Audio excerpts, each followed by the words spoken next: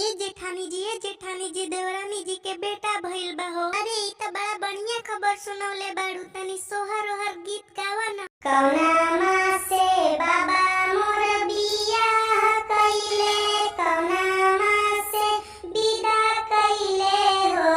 ललना कौना माँ से उतरी से जरिया त देहिया हमार भारी भइले हो। ललना कौना माँ से उतरी से जरिया त देहिया हमारो भारी भइले हो। मनमी चिलला होला उलेटी, ननदिया देखी हंसे, ननदिया देखी हंसेली हो।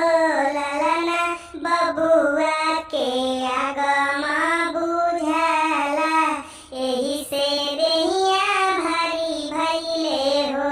ललना बबुआ के आगमन बुझाला, एही से देहिया भारी भइले हो।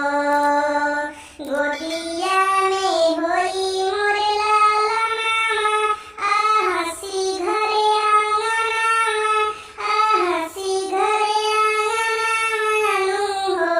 ललना आँखी के